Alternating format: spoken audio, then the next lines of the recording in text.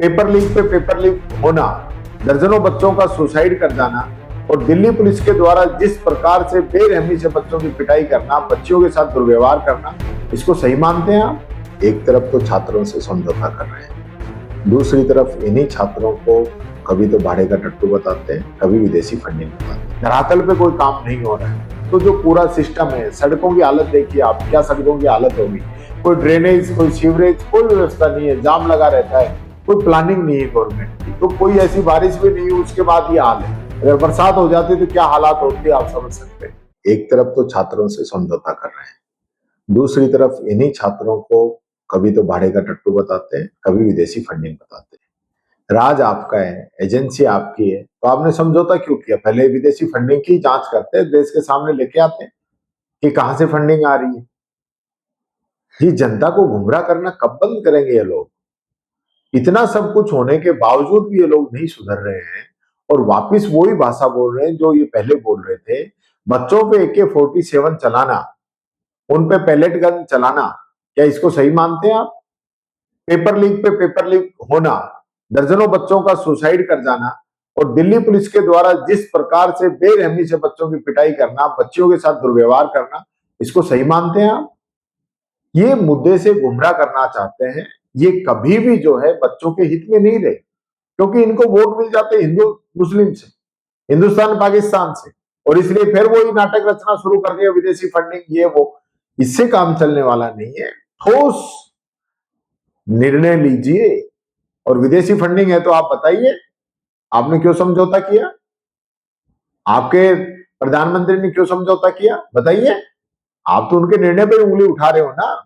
मोदी जी जिनको my friends बोल रहे हैं और आप कह रहे हो कि ये आतंकी हैं, विदेशी फंडिंग से आंदोलन कर रहे हैं, तो स्थिति तो आपकी खुद की क्लियर नहीं है। आप ही निर्णय नहीं कर पा रहे बीजेपी के लोग, करना है क्या, क्या नहीं करना है।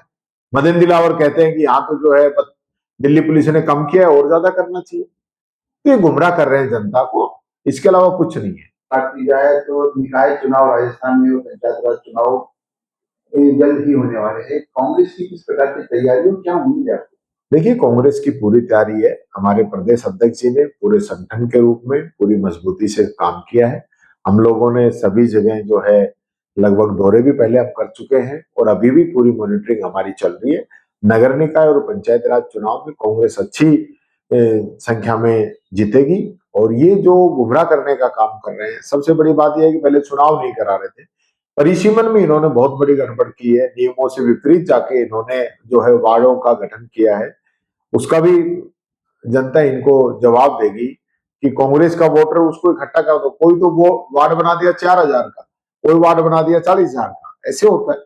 जिस प्रकार की तानाशाही इन्होंने की है, लेकिन फिर भी मैं ये कहना चाहूंगा, इन सब के बावजूद भी बीजेपी की हालत खराब है और इन चुनाव में इनको पता चलेगा कि जनता के साथ जो धोखा किया है, जो वादे किए थे, कोई पूरे नहीं कर पाए।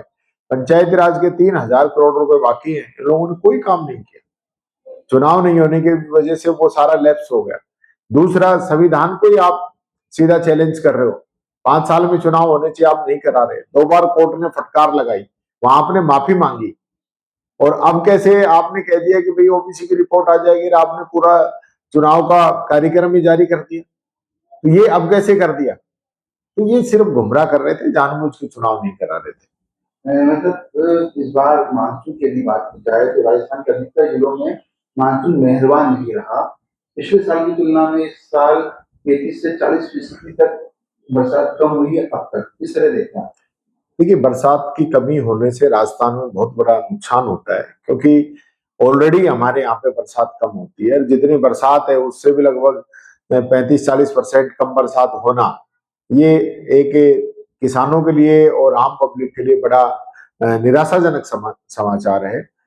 क्योंकि बरसात नहीं होगी, फसल नहीं होगी, पीने के पानी की ऑलरेडी दिक्कत है। सारा जो चारों तरफ से हम पानी के लिए त्राही त्राही कर रहे हैं, मुख्यमंत्री जी जरूर जो है अपने आप को भागीरथ साबित करने में लगे हुए हैं, लेकिन धरातल पे कुछ नहीं है सिवाय अखबार में, न्यूज में। इसके अलावा हकीकत यह है कि थोड़ी सी बारिश होते ही फिर वापस हमारे स्कूलों की बिल्डिंग गिर रही है। जिस स्कूल की बिल्डिंग से 9 बच्चे हमारे लास्ट टाइम जो है पिछले साल दब के मरे थे अलग अलग जगह पे, पिपलौदी का स्कूल जहां 7 बच्चे दब के मरे थे, वो आज तक ये लोग नहीं बना पाए।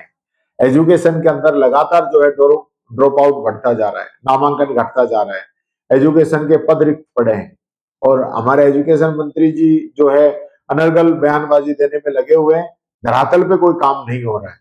तो जो पूरा सिस्टम है, सड़कों की हालत देखिए आप, क्या सड़कों की हालत होगी, कोई ड्रेनेज, कोई सीवरेज, कोई व्यवस्था नहीं है, जाम लगा रहता है, कोई प्लानिंग नहीं है गवर्नमेंट की। तो कोई ऐसी बारिश भी नहीं हुई उसके बाद ये हाल है, अगर बरसात हो जाती तो क्या हालात होते आप समझ सकते हैं।